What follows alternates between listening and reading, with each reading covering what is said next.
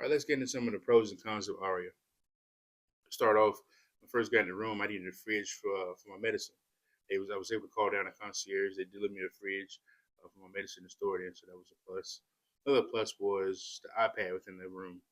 It controlled everything from the drapes, the lights, every light in the room, climate control.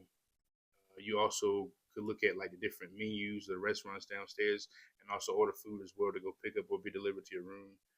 And then just news within your resort, what was going on, different events, different shows, even what was going on in the strip, as far as that too. So the iPad was everything. I mean, if you didn't want to get out of bed for anything, the iPad definitely was the route to go. Another thing too with the Aria, I think it was a nice safety measure.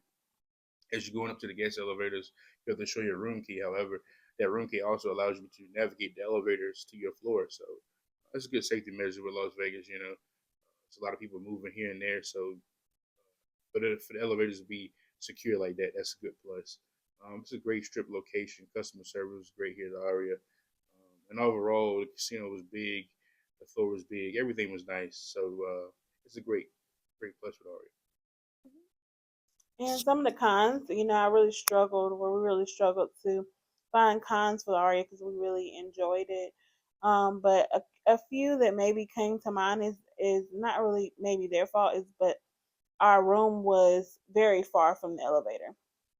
And after your long travel day or a long day on the strip, that became very tiring. So if you have those kind of struggles, then I would suggest you asking for a room closer to the elevator.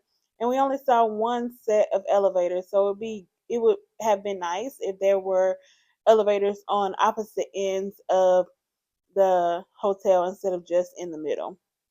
Another con is they do have a free tram service it's called the Aria Express, I believe. It takes you to Badara and Bellagio and the Crystal Shops.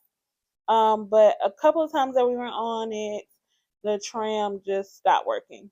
So keep that in mind if you were planning on using the tram to go in between each resort, that you may just have to go on the strip and walk it.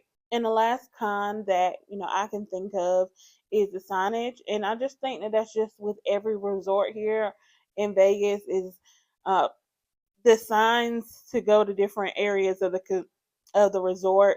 It'll take you to a certain point. It'll say maybe guest elevators this way with an arrow. And when you get to the next sign, it doesn't have guest elevators on there. So you're just looking around trying to figure out where it is.